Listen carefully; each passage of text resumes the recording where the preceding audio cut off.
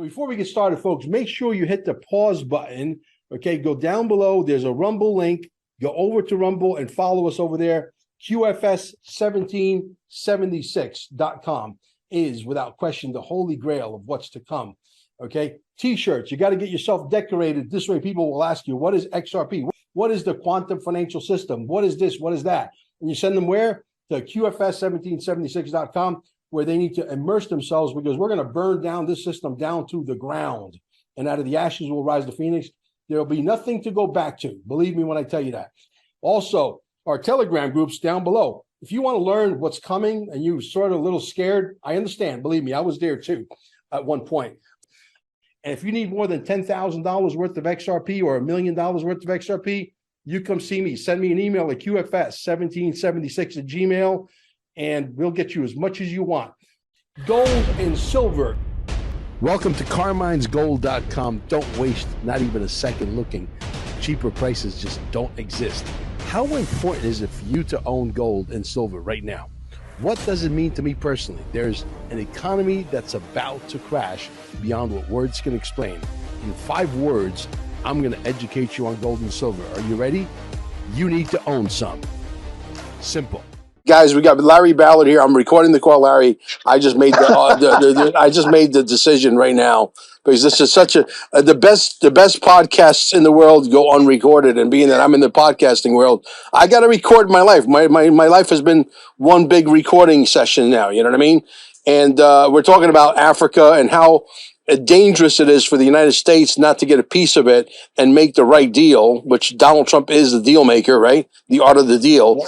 And because Africa's got so much resources that the nation that goes in and makes the actual deal with them is going to reap the rewards and will absolutely cement, a superpower in the history of superpowers like never before. And I think Donald Trump should really sharpen his pencil and make the deal in Africa.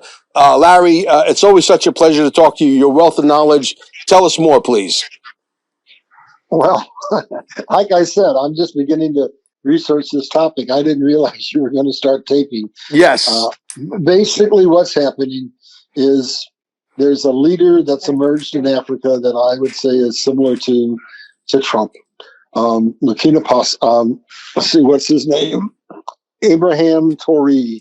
And the country is a very unusual, unlikely country. It's a relatively small country, Burkina Faso, in the middle with no access to the ocean. But it has a man who was a private in the military and reached the rank of captain and now is a president. And there's been 10 assassination attempts against him.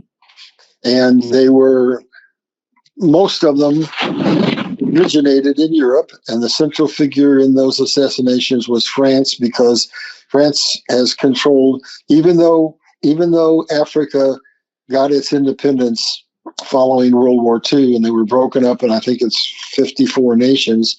Here's what Africa has become to understand. There are rebel groups everywhere, fighting everywhere. And what they do is the strategy is not unlike what they do here, create absolute chaos. So every time they get a country that starts to break away and start to be somewhat innovative, they see to it that they squash that country, that there's a coup, a new person's put in. They see to it that pressure is put on for sanctions and so forth. And so France has maintained control over what I'd say is probably at least 20% of Africa and kept it in colonial poverty. And finally, they were kicked out of a very, very important country in there, which is Burkina Faso, because they have a leader that's unbelievable. And anybody who's come in and made a deal with him has been turned away. If there were strings, military bases, nope, we're not doing a deal with you. You want to give us aid? Well, we have to take care of ourselves. We want to process our own minerals in our soil. We're not willing to give you the natural resources and then have you make finished goods and come and sell them to us at exorbitant prices. We'll make our own, thank you. And so he's been turning away all the West. He kicked France out. Basically, they had bases there. They were the strong men in his country. He kicked them out, and now here's where the real danger comes in. Russia has come in, and Russia's made him a deal that doesn't have the strings that America had. And now even Kim Jong-un has come in. And why did he bring them in? Because it was European factions that wanted to keep control of Africa in the colonial vein that it's in, that were behind multiple coup attempts and behind multiple assassination attempts. So if Donald Trump and America in any way line up with those forces, this man is going to be the leader who I believe is going to cause a metamorphosis in Africa. And what we're going to see now is 54 totally dysfunctional countries controlled from afar, who give their natural resources away for nothing and are kept in slavery. And one man says no. And I believe you give it 10 years, and what he's putting together now is going to industrialize America. Industrialize Africa. America went from the very status that Africa's in right now, and in 34 years was the wealthiest nation in the world. Look for that to happen in Africa. So they're now putting their foot down and saying, we'll do business with anybody, but no strings attached and equity positions on every deal we do. So America better wise up and understand that's the game. But if we don't, now Russia is getting a foot in there because they're willing to say, okay, we'll give you what you want. Why? Because Russia is in trouble now. Russia is almost bankrupt. Russia has what I call debt's disease. Do you know what that is? No? Yeah, too much debt. No, that's not what Dutch disease is. Okay. Dutch disease is an actual name given to the Dutch. Oh, okay. Is it called dust disease or debt disease? Neither. Dusk. Dusk. Dutch. D-U-S-K. No. After the name of the country, Dutch. Ah, got it. Okay, yes. So here's what their problem was. They were a colonial force. They go into foreign nations and they take their oil. And most of their income was based on oil. So when oil prices go down, they get in trouble. So what's one of the central problems that Russia has right now? Well, they're under sanctions. And most of their revenue comes from oil. And to top it all off, I think God just reached his hand down and says, I'm intervening. Maybe I'm changing continents on you now, Mel, but we're just freelancing, right? Mm-hmm. So this is why Russia's coming here. Russia is desperate, and why they're willing to make deals that are maybe a little sweeter than what we're making, because there's some things happening in Russia that very few people understand. So they've lost people who left the country, immigrated someplace else. They've lost close to 1 million men, lost unbelievable amounts of war materials, and found out their army wasn't what they thought it was. And from the sanctions, they're really in economic trouble, and their population is going down by droves. And guess what? There's a potential incursion into Russia, into Siberia. And the telling mark is, and this will relate back to Africa in a second, that the permafrost is now thawing. And right now, Russia has very bad economic situation. Right. Now, think of what happens when land that's been frozen for thousands of years thaws. And you've got railroad tracks going on across mush now, and you got oil pipelines, and you've got various different kinds of factories, basically processing plants across thousands of miles to get over to Russia. Between Russia and Siberia, it's the largest single country in the world. Well, now those railroad lines are popping like tinker toys. And sounds like they got infrastructure problems. We got infrastructure problems, and they ain't got the money.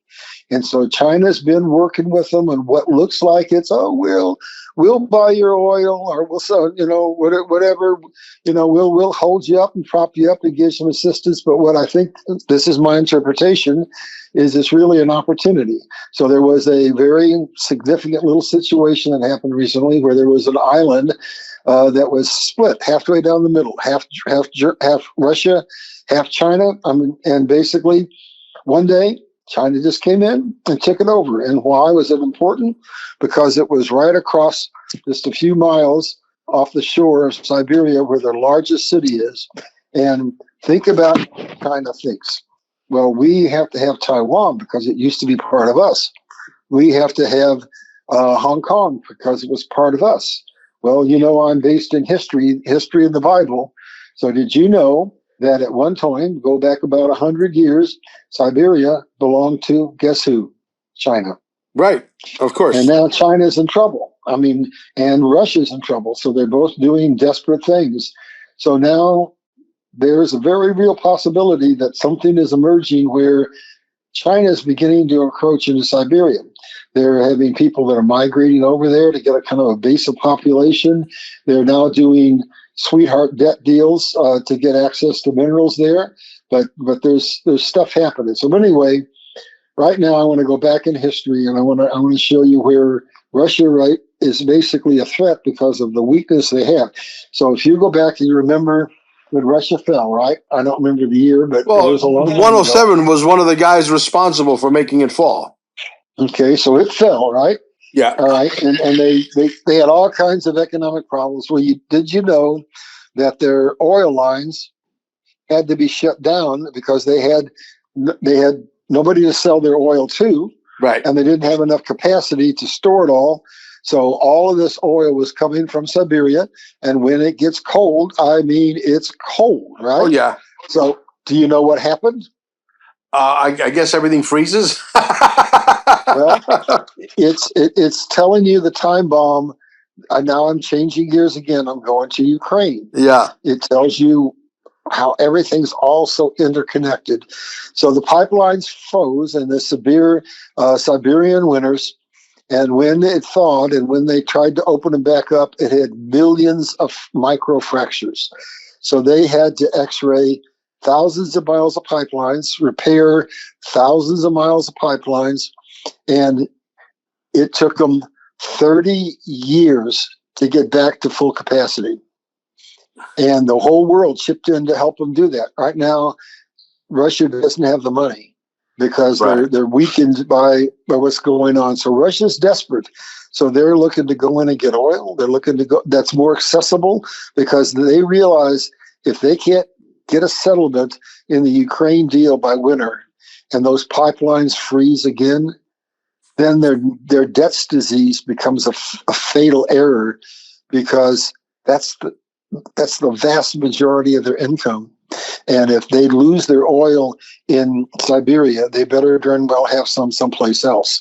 And so they're coming into Africa, and they always have an ulterior motive, but they're doing deals the likes of which America's not offering, and it's putting America in a position where we better damn well wake up and open our eyes up, because this is a very short window of opportunity to get into Africa at the right moment and establish some meaningful relationships, not theft, but business partnerships. And I predict that in 30 years, the whole geopolitical structure of the world is changing. Asia is splitting up and to multiple control centers. Basically, you got India is going to receive trade from China and Vietnam and Japan and so on and so forth. Well, if you put Asia together with Australia's considered as part of Asia, you've got about 70, and Europe, put all that area in, that's 75% of the world's population. America better be looking someplace to get some natural resources and some allies. And the most fertile ground there is in Africa, and we're missing it. Missing it. Is it possible, Larry? And LarryBallard.com, guys, support the good guys. It's important. Get his book, get educated, gain all knowledge. It's important. It's important for the survivability of this planet, and it's important for the survivability of America.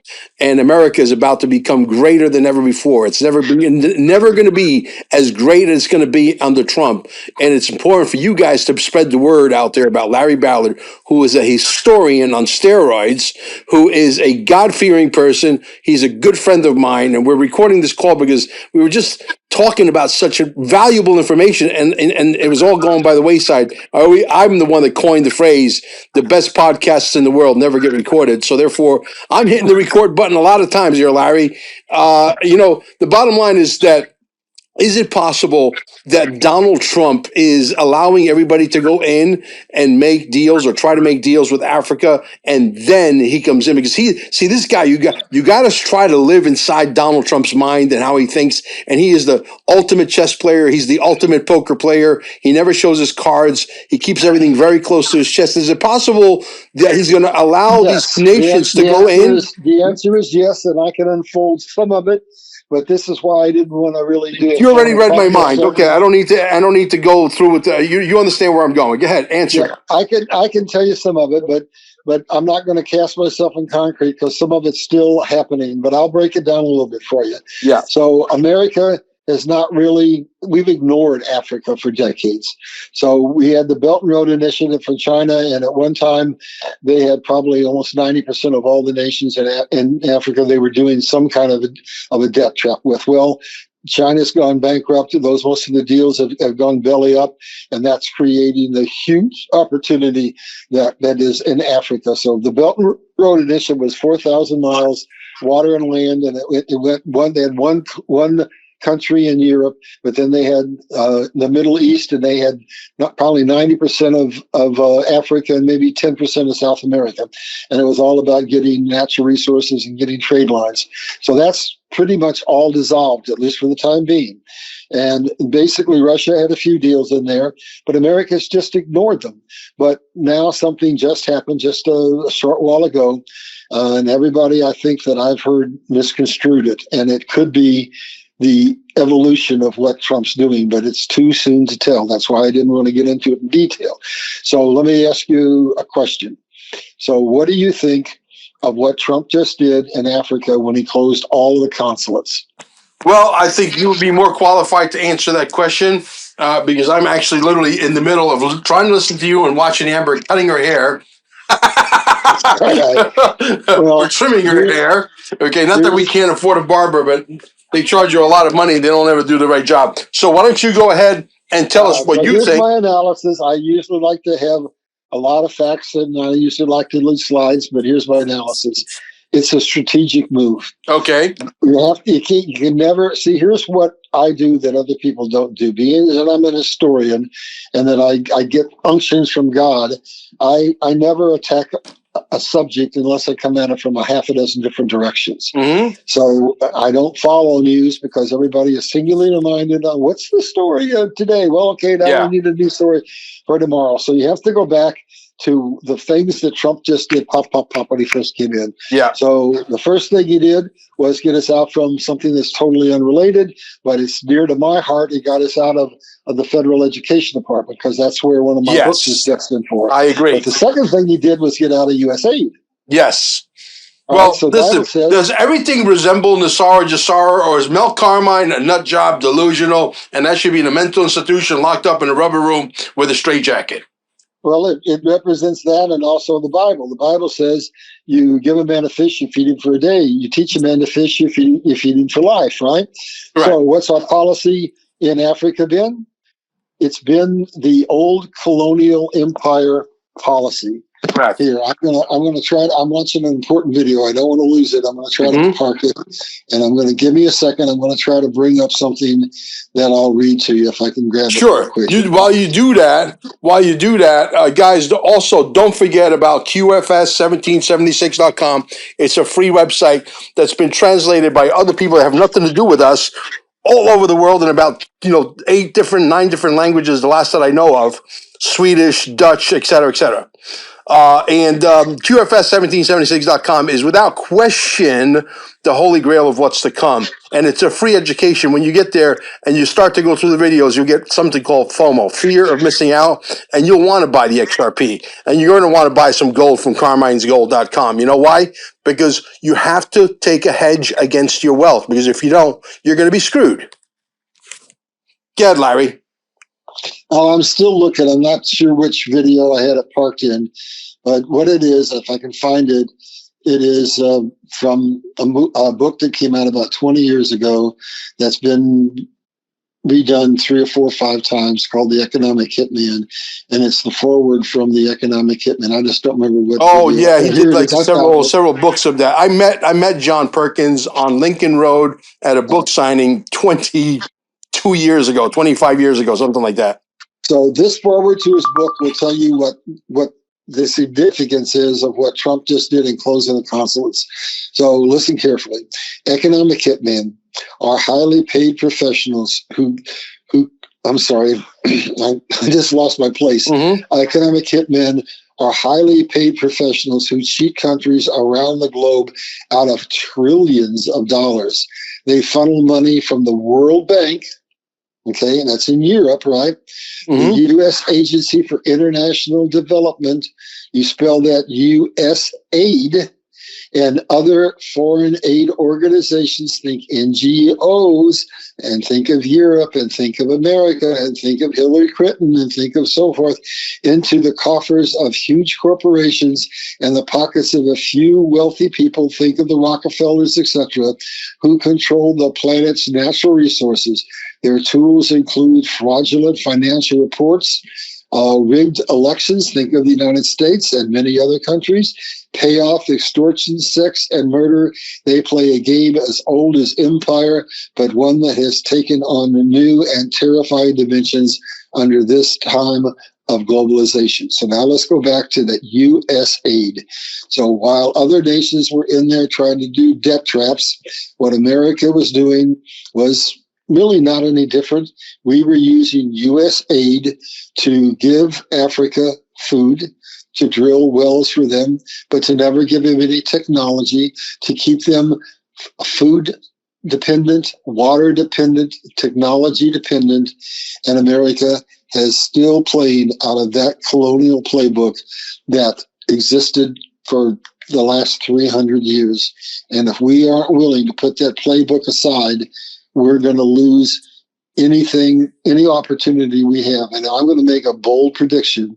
If we don't get a reasonable share of Africa's legitimate business as partnerships, with Asia having 75% of the world's population, with us having a somewhat troublesome relationship with Canada and Mexico, with Mexico, Latin America, and South America being infested with cartels, with us having a shortage of natural resources, if we cannot, and this is a way too big a story for today, but if we cannot do certain things in Canada, Mexico, South America, and get a good portion of Africa's business, and I say business, not theft, that we're going to look out 25 years, and the most powerful place in the world is going to be the United States of Africa.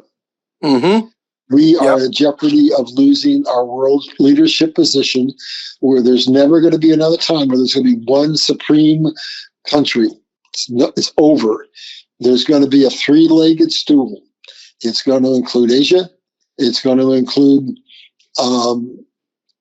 basically the West. I'm including Europe over in that, and that's 75% population. But if you start to look at the population base in the West compared to the population base in the East, and if you look at the distribution of minerals, we darn well better get into Africa and get some legitimate business practices done that do not go back to this colonial empire theft slavery system. And if we miss this opportunity, America will regret it. That's kind of all I have to say on the subject. Awesome. And just got to make another quick announcement. We're toying now. This is still up in the air. We don't know for sure, but hopefully we'll get to see the great Larry Ballard at the next Quantum Summit. And we're toying, okay, this is not in concrete yet. We're toying with the fact of doing it September of 2026 and potentially in Las Vegas. So that's what we're toying with. It's going to be absolutely biblical, because I do believe the XRP price, bare minimum, should be at least $100 by then, or if not 1,000. 1,000 would be absolutely in line with what's happening. A lot of breadcrumbs out there that indicate that XRP, XLM, XDC, and the ISO tokens, that the banks have no choice but to become compliant. Otherwise, they're going to be out of business, have to basically... when Donald Trump say you better jump, they're going to have to say how high. And we're also working on a docudrama and Larry is going to be all over that thing. Okay, Larry Ballard's got a lot to say. He's right on point, and him and I agree in about 98.888% of everything. And he's going to be in that documentary. I won't tell you what the documentary's about or what the title is, but I will tell you that it's going to absolutely get the attention of Donald J. Trump. When they see the thumbnail alone, it's going to raise eyebrows all over the world, and we're excited about that project. My editors are going to be literally meeting with me in the next week or two to show me some preliminary stuff that they've been working on for months and months and months, and I hopefully believe that I expect at least by July 4th is really the date that we're trying to release it by. We'll see if we make the deadline. Larry, where are you on 51st State, Canada? Not to switch gears on you, but I got to go there. I know that there is a major announcement that Donald Trump said regarding Canada and the U.S. What do you think that announcement's going to be? Well, my focus lately has been on a couple of other things. I've been focusing on what I believe are the three most important stories on the planet. I've been focusing on exposing anything and everything to do with our climate and all the lies that are coming from the UN regarding that. And basically a lot about Trump and what he's doing, supporting him, and Africa. I see that as a very important part. So all of that comes together on the umbrella of geopolitical realignment. I do know this. I know that 3 provinces of Canada are wanting to basically have their independence. I know that that Greenland, basically, though they haven't made a deal with us, is now got out of Denmark. And it seems like when Trump opens his mouth, things happen. I don't personally believe that I would like to see Canada be our 51st state at this point, and I'll tell you why. Because until the government up there changes and there's time to change the philosophical opinions of the eastern part of Canada, we would be bringing in a real problem into America. And that is a political problem that if they were a state, they would be able to vote. And therefore, we would have new people coming into Congress, and they would probably be wearing blue. And the balance of power could shift. So I see that what we really need to do is we need to support those 3 provinces. We need to work through this slowly, and we need some time to evolve politically what happens. But we need Canada, and they need us. Canada has some real weaknesses, and Canada is another place where we can go to get minerals. So Trump is working. I mean, I think it starts one step at a time. Mm-hmm. He's working with the trade deals, and what he wants to do is get access to Canada for our farmers. He wants to get access for our timber industry, because it's more than just trade. People don't understand that it's not just tariffs that this war is about. It's about completely locking us out of participating in certain products in multiple countries around the world.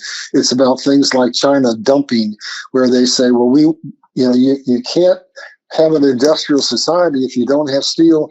So let's just subsidize the steel industry, and let's just dump all of our stuff in America so cheaply that we drive the steel industry out. So basically, we've got to walk, in my opinion, slowly into Canada, but we absolutely have to normalize relationship with Canada and with Mexico.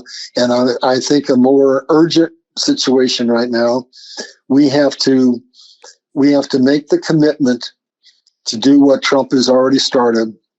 This goes all the way back to China. This goes all the way back to the European powers who tried to enslave China with opium. And that's exactly what they're doing here. China is now returning the favor by sending fentanyl in here. I think Trump has made the decision to make incursions into Mexico, Latin America, and South America until the cartels are wiped out. And then here's the next opportunity. Now, those are very poor nations, just like Africa. We need to go in as their neighbor, and we need to understand we are no longer in the position where we can treat these neighbors the way the colonial empires treated them. So it all comes down, ultimately, going back to Canada. The whole world is changing.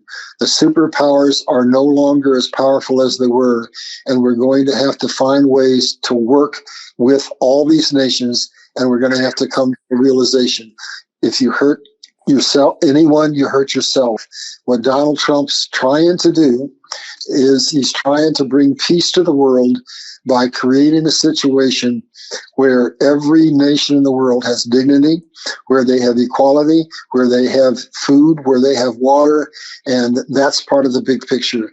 We need Canada for certain reasons. Canada needs us. So I don't care if they're a state or not a state. I personally would prefer that they are not a state, because I don't want any more left-leaning ideology coming into our political system.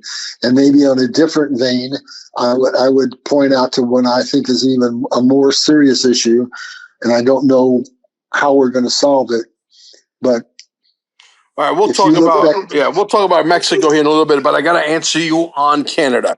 Okay. You know, they say great minds think alike, and I thought about the same scenario you're talking about in regards to there's so many leftists up there. People have been beaten into submission. In many ways, Canada is more communist than, CCP, Communist China. Okay? And the reality is this.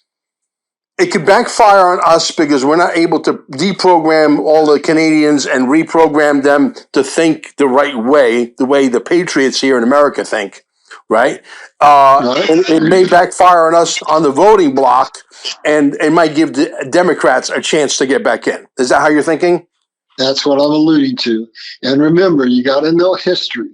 So basically, Canada is still, to this day, under the crown.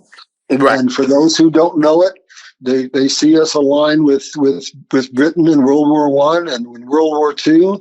And what they don't understand is that Britain has always been our mortal enemy.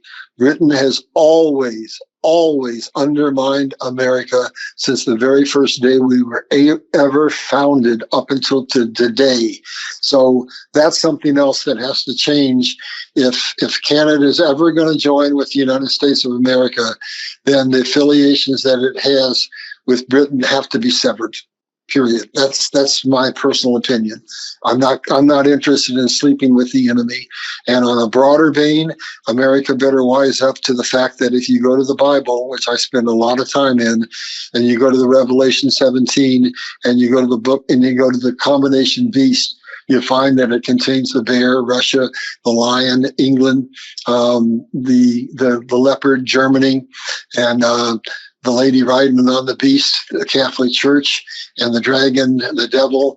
And basically that's all a description of the European Union, of NATO, of the group of people in the world that we consider, the G20, that we consider our absolute friends.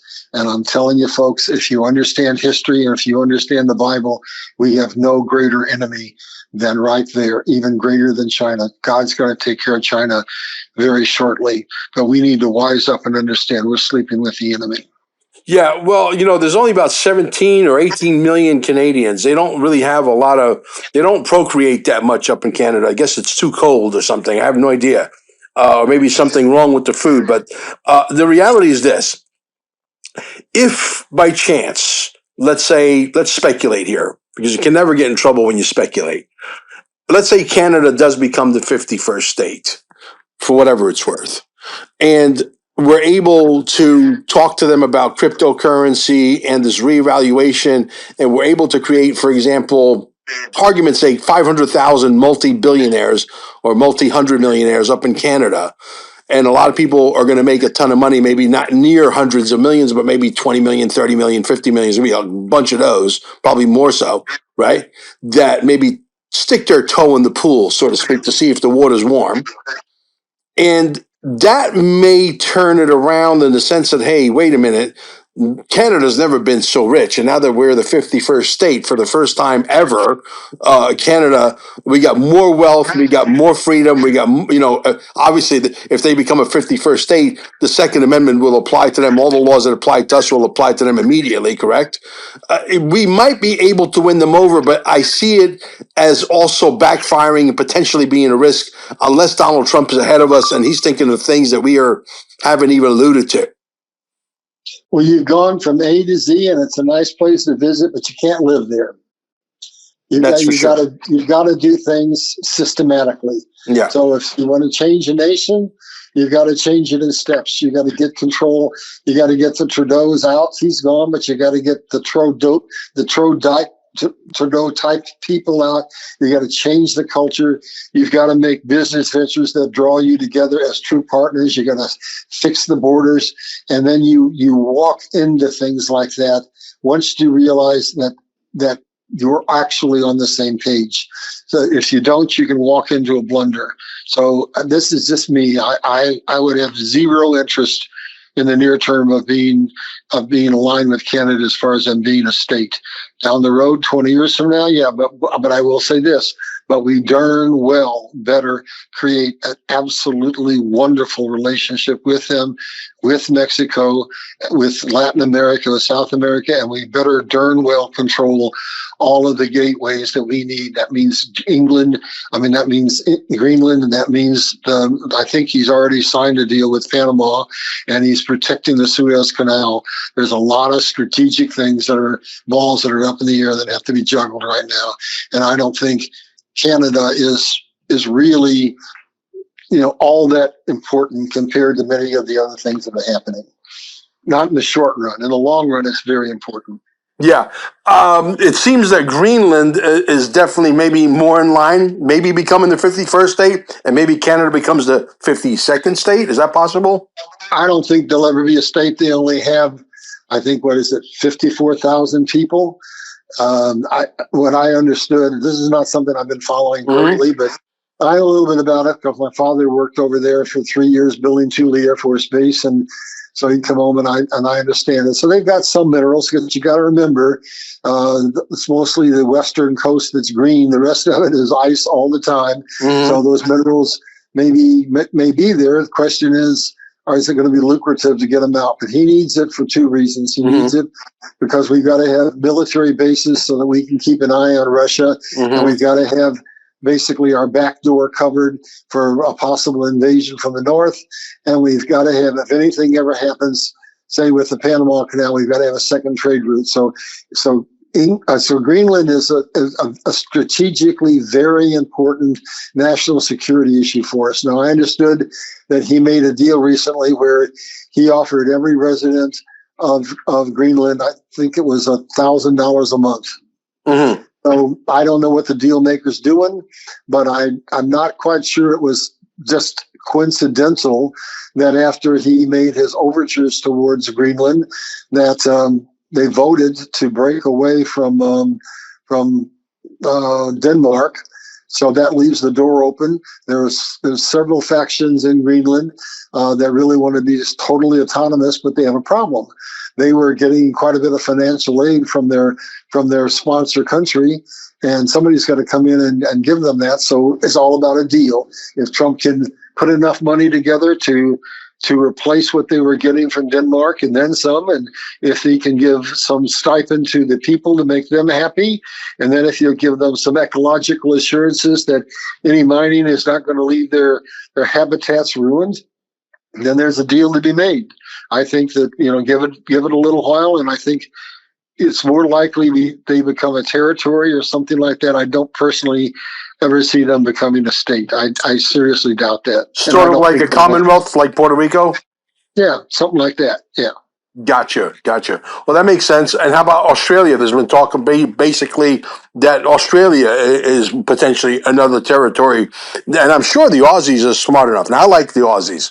The Aussies and the Russians are two my favorite flavors, by the way. I guess here's what I say there. There's too many things that are unfolding to really make meaningful predictions, but I can give you some factors that come into that prediction. Okay. So we know that they've recently gotten a liberal government in that's basically locked them down during COVID and so forth. They kind of like Canada, but they were our best allies in World War II, and they've been loyal to us. But there's a saying I go by: there's no such thing as an ally. Just there's none. There's political alignments for practical purposes. So if you look at that region, technically Australia is considered part of Asia. It's really close to China.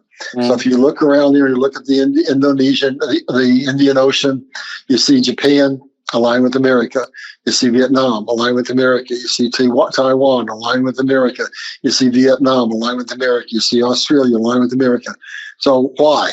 They're right there where they could all be really cozy trade partners, which they will become and are becoming, but they're aligned with America because the nation that said, well, we're not a bully. We've never bullied anybody and never will bully anybody. It's China who bullies everybody. But now if China effectively falls in the form of the CCP falling, and the Chinese people that have lost practically everything in the last couple of years, their life savings has been wiped out by the real estate collapse. Their jobs have been lost by deglobalization. The economy is destabilized. There's something that's happened that most people don't know that's just atrocious. They, for at least the last 20 years, say, go to college, get trained, get in a technical vocation, and get a good job. Well, do you know that a few years ago they started shifting and they needed people in their factories, and they took a bunch of their college graduates and forced them to go to the country and farm. And so at any rate, between that and now 12 million Chinese graduating and no jobs, and they say the unemployment is 20%, it's probably almost double that. There's 100 million people protesting in China as we speak, 100,000 people protesting in Taiwan, and I don't know how many in Hong Kong. But basically, should China fall and no longer be a communist nation, now I think Donald Trump has done a favor to the Chinese people. You hit the nail right on the head, my friend. Exactly where I wanted you to go. China is going to be forced by default to free China, where they become a democratic country, number one. Number two, Donald Trump came to the realization, as all the women have already in China come to the same realization, most men in China have little balls and little penises. Okay? And he grabbed them by those little balls, and he's got those little balls in a fucking vice, and he's squeezing as hard as they can, and China is in a lot of trouble right now. A lot. They're getting ready to collapse. They're probably weeks away, I don't want to say months, but weeks away from total collapse. And out of this, yes, is there going to be some people getting hurt, some people getting killed? Yes, but out of this, it's like having a baby, you know? When you have a baby, it's full of blood and pus and yellow shit and green shit, and then you got to wash it, and you got to cut the umbilical cord, but at the end, you got a beautiful, brand new born baby. And out of this will be born freedom in China, which is going to be amazing. Look, I have a way of expressing myself. I'm a street guy. I make no apologies for it. You know what I mean? But China Donald Trump has got China by the balls. Those little small balls. Well, China's going to be relocated to be a regional power. They're going to have to regroup, and then God's got his hand in everything. So let's look at China historically. I look at everything over hundreds and thousands of years. There are 17 dynasties in China. Yeah. Did you know that 5 of them fell because of food insecurity and water insecurity? Yeah. So to treat, here's what they got. They got 20% of the world's population, 6% of the world's water, and 86% of that water is absolutely poison. So they've got all kinds of problems. So guess what God's doing? He's taken advantage of every mistake that the CCP made. So the CCP had, well, you only get one child, and if you have more than that, we're going to come in, we're going to take that child away, and we're going to sterilize you. So basically, they had this one-child policy, which created all kinds of problems. So they said, no, now you can have 2 kids. Nobody bellied up. They said, now you can have 3 kids. They said, well, now we'll give you financial incentives to have kids. So you know what they're predicting for China, which is really the best thing that could happen to them? By the turn of the century, they're not going to have 1.1 or 2 or 3 or 4 billion people. They're going to have about 600 or 700 million. Now that becomes sustainable for them. Yeah. But going back to Australia, what I was leading up to is all of Asia, all of the world is up for grabs right now. There is a geopolitical, total global reshuffling of the power structure of the world. And there's never been a more dangerous time where if we miss an opportunity, it's going to have long-term effects. So now let's look at Australia. Australia was selling tons of minerals to China. They were supplying them with concrete, with asphalt, with all kinds of different things. So their economy's been hurt by the collapse of China and the production slowdown.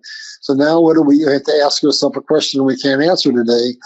If the CCP falls, if that whole region becomes an industrial superpower, and because every nation around there that's where all the population density is, what's going to be better for Australia?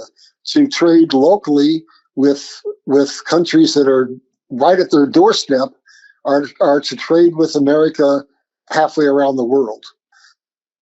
I can't answer that question. It's premature. Yeah. Right now, they're ideologically locked us for security.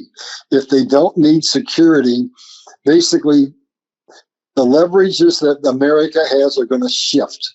So we control the world right now through a dollar. Well, there's movements with the BRICS to basically take some of that control away. Donald Trump has pulled a chess move on that. We're not going to come out as the world's reserve currency, but we're going to come out as the dominant reserve currency.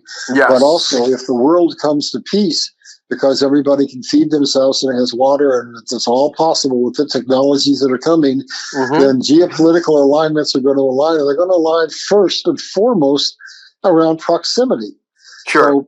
So Australia is proximately far closer to Asia than they are to us. So that's too far out to tell. I don't know what would happen. Ideologically, they're very much aligned with us. Geographically, which could mean economically, they're in proximity to Asia. Yeah, I want to hit on China one more, and then we're going to bounce over to Mexico. I got some notes here that as you're talking, I'm jotting down some notes on my little eraser board, and I got to tell you, I don't know if you know this. You might or you might not. Okay, I'd be shocked if you don't. How long does your history go back in China? I mean, mine, as far, and I'm not a historian scholar by any stretch. I want to put that out there immediately, but I do know some things that make me very dangerous. Back in the day, I'm going thousands of years back when China was ruled by what's called an emperor. The emperor had exactly this number, 1,500 holistic doctors. Did you know that? Yes or no? I didn't know the number, but I know that's really, well, I used to have a holistic doctor. Let's put it that way. I believe, been to China, I believe that their culture was pretty advanced. Go ahead. Let me make my point, case in point here. The one thing I really do love is the elders have all of these secrets, and once China becomes a free China, all of these secrets from the elders are going to be released to the world.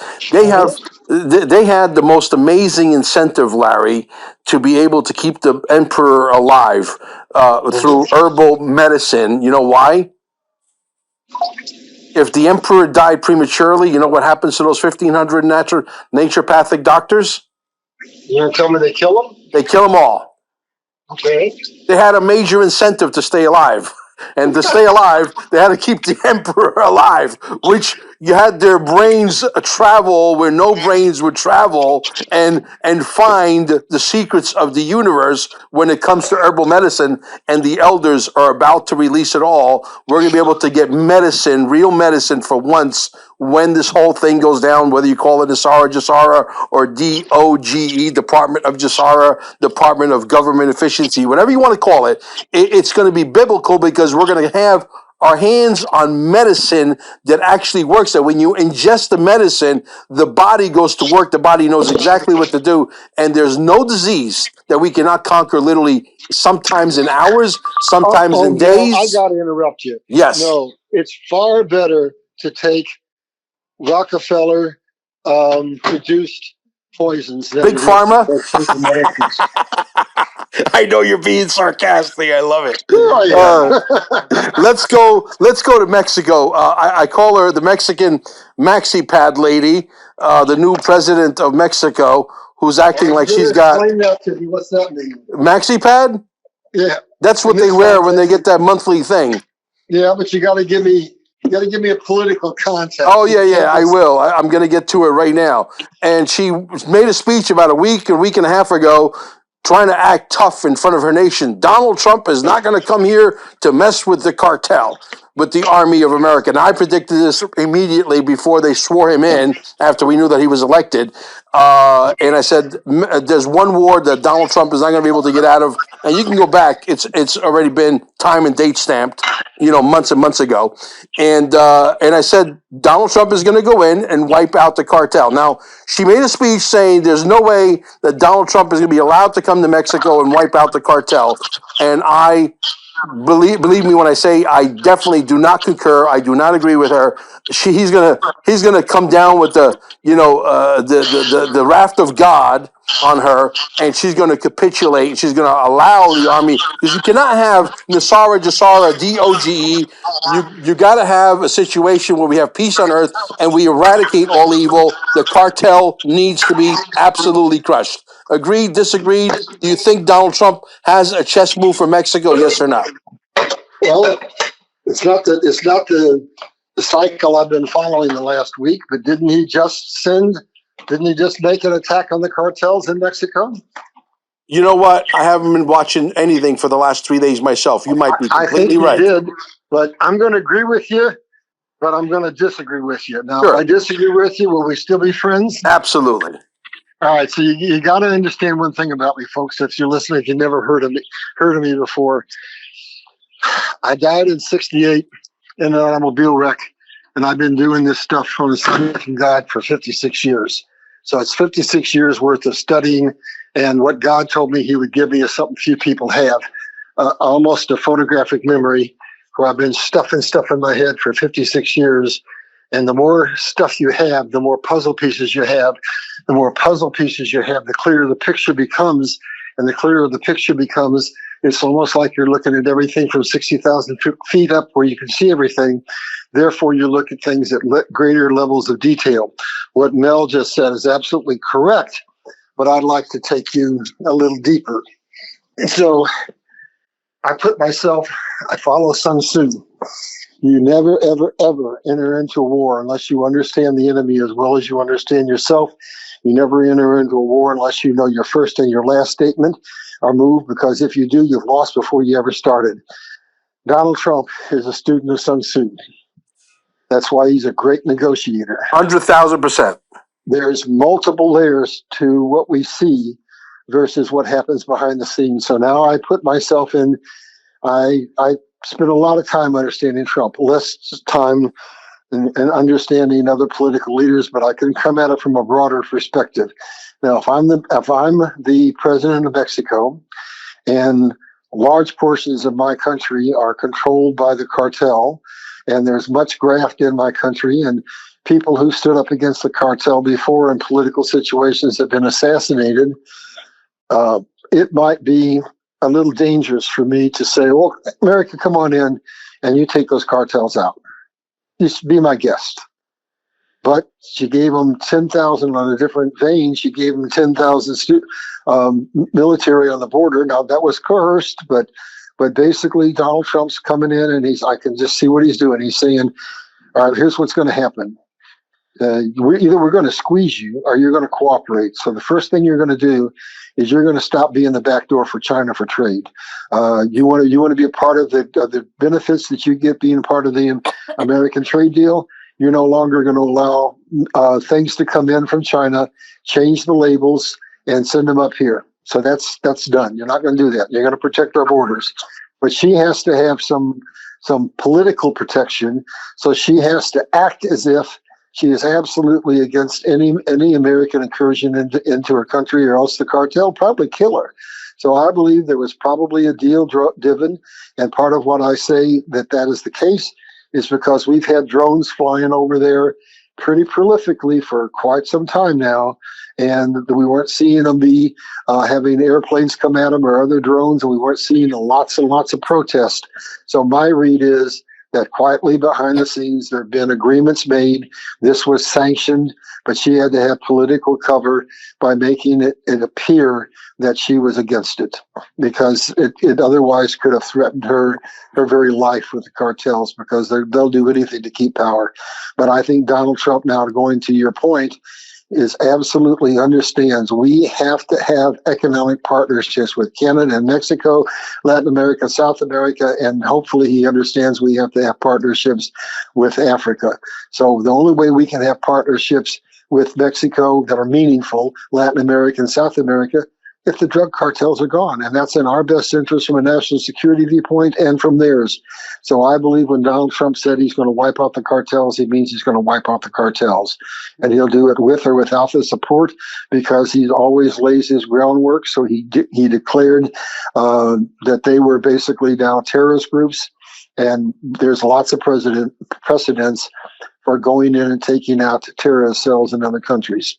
So I don't have the ability to psychically reach into her mind and know what she's thinking or what deal was made, but the cartels will be removed. I absolutely believe that that's essential. So I agree with what you said in general, but I believe there's probably a little bit more to it. So it's a psychological move so that she saves her own skin coming out against it, to basically, but providing Donald Trump, and I hope he does, unleashes the full might, not that we need a full might to wipe out the cartel. A quarter of the might of the United States Armed Forces would destroy the cartel in under 72 hours. They have it's not even a contest, folks. It's not even a contest. Believe me when I tell you. Lately, Donald Trump has been saying, and you've heard him say this, America is so powerful. We have weapons that are beyond comprehension. I hope nobody messes with us. I hope we never have to use these weapons. We are basically pounding his chest, and I'm sure he's been called into a back room by a lot of the generals and a lot of the admirals and saying, Mr. Trump, you got to tone it down a little bit because we don't want the enemy. But this was a report that was done on the Next News Network, and I've been following Gary Frenchie for almost as long as yours truly, Alex Jones, has been around. Mm-hmm. And Gary Frenchie did a report on two other podcasters that are huge. And this guy, these are very well polished guys, not like Mel Carmine, who's rough around the edges, right? And they were talking about the Malaysian flight airline, which I sent you the videos. I don't know if you had a chance to watch those. I would like, if you did, I would love for you to comment on them. No, I haven't had a chance. Okay. I figured that because you're just one of the busiest guys. Because when you get into this podcasting world and you're as good as a Larry Ballard, LarryBallard.com, by the way, okay, then you understand that, you're sort of starting to live in Mel Carmine's world, where I get hit with 82,000 messages a day. And that's not a stretch sometimes. I mean, maybe 82,000, 8,200, okay? Let's make it, right, 10%? Messages a day per week, whatever. It's just too much. It's overwhelming. But Gary Frenchie did a podcast, and Malaysia Airline literally doesn't exist. Like, it never even existed. The story goes that we've had a few dissenters out of the United States government, which is nothing new. And they went and helped the Chinese get this technology that we possess. And they actually have video of this because it was confiscated off of the Chinese satellite. Somebody intercepted this. We actually have the proof of this. Okay. And it's a plasma technology that you and I cannot explain. The only thing that I can tell you is this: that if you have nuclear capabilities, if you have nuclear capabilities on the level of, China, Israel, whoever, Italy, okay, congratulations. You own a couple of firecrackers. It's null and void. It's obsolete technology, okay? what happened was they stole this plasma technology. They put it on flight, Malaysia flight, whatever that number is, 777, whatever. Okay. And they were going to take it to China. And what we did is the Chinese were actually watching the flight in real time on closed circuit TV that they hacked into, and that hacked footage got out and it ended up on the next news network, Gary Frenchie. And we have the footage. And you see these plasma balls, there's 4 of them, 3 or 4 of them, literally going around the airplane, and all of a sudden, poof, we literally turned the thing into dust like it never even existed. Mm-hmm. Okay? That's what the United States has. That plasma technology, Larry, has the capability of being able to wipe out an entire city the size of Manhattan in seconds, not minutes, not weeks, not days, seconds. That's what we possess. Now, here's the thing. Here's the whole story. If Russia or China was to throw 100 nuclear missiles in the air, we put that technology up there.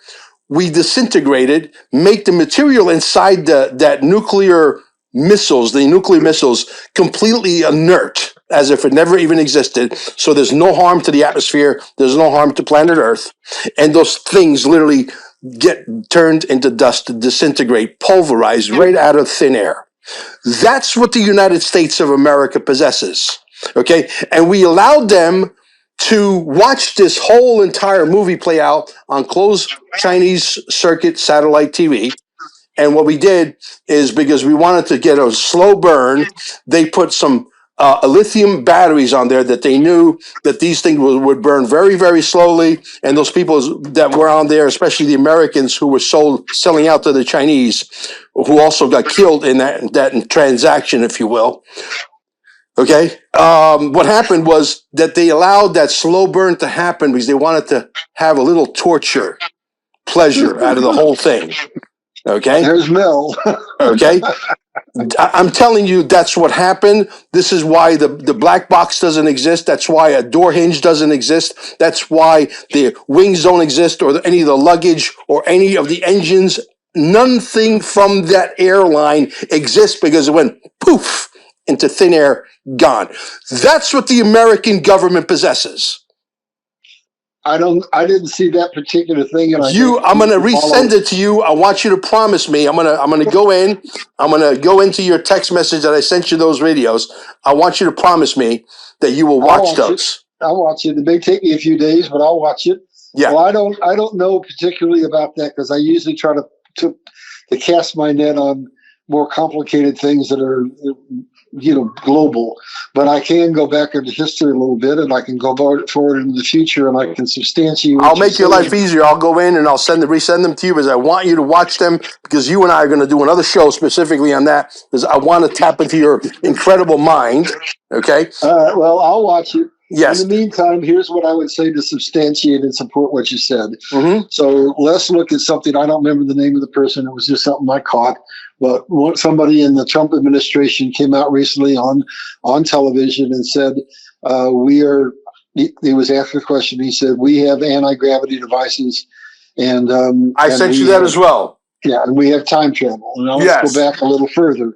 And what you just described, it probably isn't going by the name that it was invented under, but I think that from the research that I've done, it very well may be what Tesla called Kruger waves. And if you remember that when Tesla died, the FBI took all of his material and it was turned over to one Donald J. Trump's uncle. And so I believe that let's go back now to the announcement that we have time travel. Mm-hmm. And we talk about something. I'm not drawing any conclusions. Right. Drawing a bunch of questions together. So how is it that Trump never seems to get trumped? He always trumps everybody else. If he's got a Wayback Machine, if there is time travel, which Albert Einstein says is entirely theoretically possible, And then there was a book written about Baron Trump that seems very, very similar to reality, to a nonfiction book. Maybe we do have technologies that we don't know exist that have been suppressed. And then we come forward in time and we go to the realization that almost 6,000 patents have been suppressed, and that we have had anti-gravity forever, that the ancient civilizations had microwaves forever, that technology has been suppressed, and it's been suppressed under this guise. It's been suppressed because to give that kind of technology is like giving, an absolutely incredible, piece of devastating machinery to idiots. But basically, it's really more what they say is it's a national security threat to give that technology to the world. What it really is a threat to the $10 trillion energy grid that's controlled by the global financial elites. So thanks to one Donald J. Trump, we now have the Chevron deal passed, and we are going to have access to dip into some almost 6,000 patents, and we're going to find that the world is going to change forever because we have technologies that we can't even imagine. And this one that you're talking about, I believe, goes all the way back to Nikola Tesla. And at the time, I believe it was called Kruger waves. And it is the most devastating thing that there's ever been. And now more in the mainstream, we also now realize that we look at the fires that have happened and a number of other things. We have lasers that can pop things out of the sky. So what nations do that want to bluster is like China, so that they can look like they're the dragon when really they're the paper dragon. What a nation like America does is hide its strength until the last minute when it needs it, so they can keep its strategic advantage, because Trump says, I never, ever, ever let my enemies know what I am going to do or what I'm capable of doing. So everything you just said is supported by everything I just said, but in a somewhat less specific fashion. Exactly. But who is this guy? His name is Stephen L. Kwast. Kwast. And I'm going to play the video here. I'm going to record the audio, at least if the audience can listen to the audio. It's a whopping 1 minute and 52 seconds, which is worth listening to over and over again. How this video does not have, instead of 3.7 thousand retweets, how it doesn't have 370 million retweets is beyond my imagination. Okay. This is a general who's been appointed to be the head of what? Do you know? No, I don't know. Space Force. Oh, okay. Okay. This is not just a cuckoo Cocoa Puffs UFO, guy that fell off the turnip truck.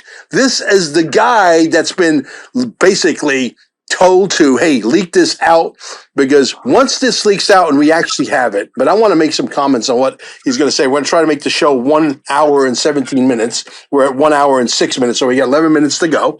Okay. I'm going to make some comments. After we play this. Let me put the volume all the way up, and let me see if we can play it. And I want to... Energy. Okay. The seed corn of all development, all growth, all survival, energy. So energy, transportation, information, and manufacturing, these are the things that change humanity, that will change world power, and they are descending upon us in ways that are very unique. The technology is on the engineering benches today, but most Americans and most in Congress have not had time to really look deeply. Let me pause that. Most Americans and most of Congress has not had the time because they were too busy screwing the American people, and DOGE is busting them. Okay? He can't tell you everything. He's got to tell you half-truths because that's what it is right now. They got to play politics. But let me continue. As a matter of fact, I'll rewind a little bit. Americans and most in Congress have not had time to really look deeply at what's going on here. But I've had the benefit of 33 years of studying and becoming friends with these engineers and these scientists. This technology can be built today with technology that is not developmental. Let me make another comment. This technology has existed since maybe me for sure, peeing and crapping in my drawers and my diapers back in 1963. Right? Okay, they're telling you that they got the pieces to build the technology. I call hogwash on that. Again, they got to tell you half truths. Okay, they have this in Wright-Patterson technology. This technology exists in Wright-Patterson. Even yours truly, Patrick Bet-David from Valuetainment, says, I want to know what's in those 6,000 patents. And those 6,000 patents are also written in what? The Nassara papers, folks. Pay attention. Built today with technology that is not developmental, to deliver any human being from any place on planet Earth to any other place in less than an hour, to deliver Wi-Fi from space where you never need a cell tower to connect, to deliver energy from space where you never have to plug your phone in and it trickle charges and you can use that energy over time. It can be applied to cars, to houses. The technology of Edison and Tesla that we live with in our energy environment, our paradigm today, is expensive, it's dangerous, and it's wasteful. Plug it into the wall, but yet that's what we all do because we are used to paradigms. The power of space will change world power forever. And it doesn't have to be a big country to do it. It can be a small island country, let's say New Zealand. Because the technology, if optimized, can change world power. And there's nothing you can do if you don't have that power. The nature of power. You either have it and your values rule, or you do not have it and you must submit. We see that play out again and again in history. And it's playing out now. But we get trapped. There you go. I mean, listen, this is, again, I repeat, this is a general. I believe a 3 or 4-star general who is in charge of Space Force, Air Force. Okay, Space Force developed by who? Donald J. Trump. Who's this guy appointed by? Donald J. Trump. So you're telling me this guy was told, hey, tell the world about this, but tell it in this manner. And so he tells the world in this manner. But the reality is you're going to have a lot of ask holes because Larry and I, we have one thing in common for sure. We're going to ask questions. We are ask holes. We are endless ask holes. The hole never ends. And we're going to ask questions.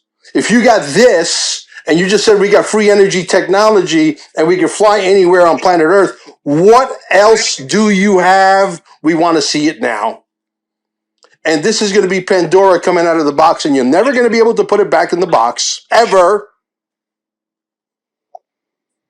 This ends with XRP. This ends with the world being rich, and we're going to avoid World War III and World War IV, and we're going to make a lot of people rich in America, and the rest of the world is going to have no choice but to follow suit because they're not going to continue to live in a 3-dimensional world when there's a 4th dimension to be had and a 5th dimension and beyond. Whether we travel to the stars, whether we travel anywhere, whether we see this technology come to fruition, if we don't blow ourselves up, which I don't believe we will at this point because of who is in charge,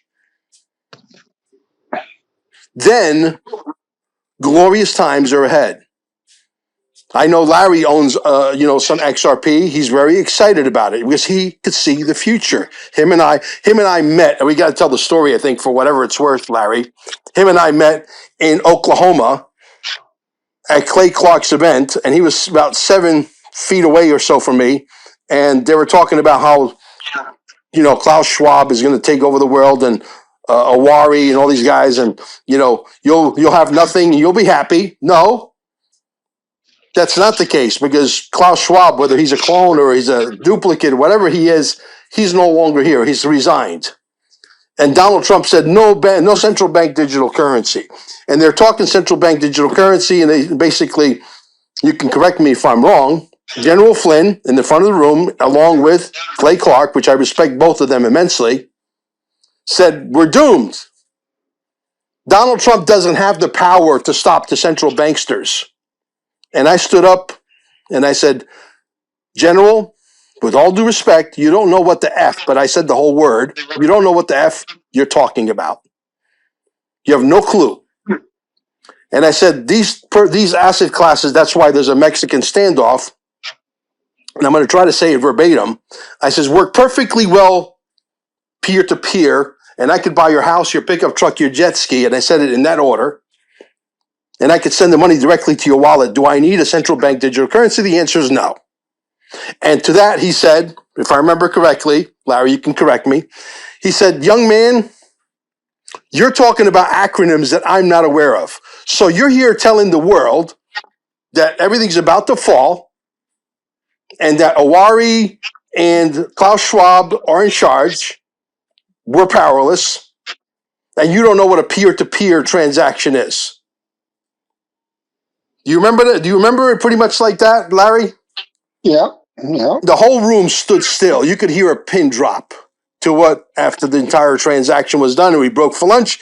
Larry said, I don't know who you are, but I got to shake your hand. I never met anybody with, the size of yours.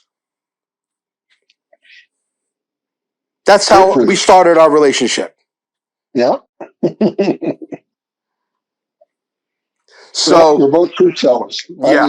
I have one style of telling the truth, you have another, but we're both truth tellers. Yeah. Yeah. So what do you want to close out with? Guys, don't forget LarryBallard.com. Buy his book. You can get it on Amazon as well. Larry Ballard. Tell him a little bit about your book. Well, my journey started when I was, I think, 19 years old in 1968 when I had a near-death experience, and God showed me everything that was going to happen all the way up till now and past. And he says, your assignment, I'm going to hold you in the cleft of the rock until the very end, will be to come out and mass information, dump it all at one time, open the people's eyes, and bring them to me to create the harvest of souls. So I've been on that journey for my entire life, and I can tell you this much. We win. We're going to get a period of peace and prosperity. We're not going to get out of the book of Revelation. But anyway, what God's assignment to me was to work in multiple different jobs that were all strategically important so I would learn things. So real quick, just one of the many, many places he placed me, contamination, so I'd understand the Green New Deal line, on and on and on. And basically study all my life. And when it comes down to write books and do podcasts that basically do the following. Base everything in history because they can't call it a lie. History repeats itself. Base everything on the Bible because the Bible is history, and become expert in politics so you can combine all three of those things in order to bring out complexities that the average person doesn't see because it'll be necessary to open their eyes. So that's what my book is about. It basically is a very fast read that tells you this is what made America great. Bam, bam, bam, bam, bam. It's as simple as controlling natural resources, controlling trade, turning it into finished goods, turning that into money, and then using that to exude power.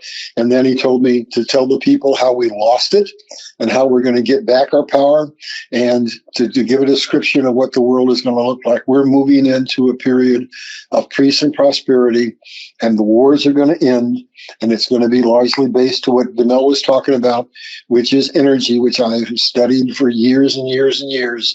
We have the most amazing technologies. God didn't make a planet that had any deficiencies at all. We're going to regreen this planet. There are amazing technologies that are being released to regreen all the planets. We have the opportunity to have, believe it or not, sustainable water from the atmosphere. So I touch on a variety of different things that people don't touch on. I basically cover a huge umbrella. All that's in the book. You come out understanding basically things that you have a piece here, a piece there, a piece the next player, but you don't put it together because you don't have enough pieces to see the grand scheme of things. That's what I do. That's what's in that book. Bingo. And the second book is coming out in August 15th, and it's for our kids. It's to take the truth into the schools so that we can stop having an endless array of confused gender kids coming out and good communists. So that's my fight for the world, and it's in that book. Well, guess what? We're exactly at the 1 hour and 17-minute mark and 34-second mark, which means we got double 17, 34, right? Times 2, 17. And that's exactly where we're going to end it right here. Don't forget, guys, QFS1776.com, the holy grail of what's coming, this quantum financial wealth transfer, staying alive, staying ING, staying alive. Alive is spelled with 2 E's at the end. Make sure, David, that you put it in here, okay? And scroll the fact that we have a Telegram group down below that they can join so that they can stay safe from all the fake Mel Carmines and the fake Larry Ballards out there. don't forget, this docudrama is going to be coming out soon. We'll be making some announcements on that. We'll allow the name to flow out there at the right time. And we're going to be calling on a lot of podcasters to give us a little snippet of what I can't tell you right now. But thank you, Larry, for coming. And guys, get this video, get this audio video out everywhere. Hopefully, David does a great job at creating a nice, montage of videos to basically paint the picture and drive it home for all you guys he normally does. But anyway, it was a pleasure talking to you all, and we'll see you on the next one. God bless America, and God bless Larry Ballard.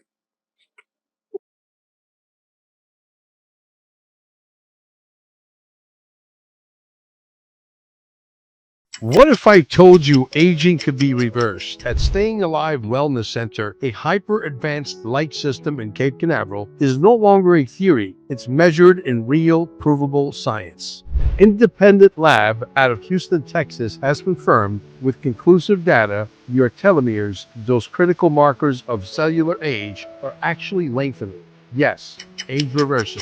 This isn't hype. It's real data, verifiable, jaw-dropping, and real innovation finally catching up to biology. And your body is ready to respond.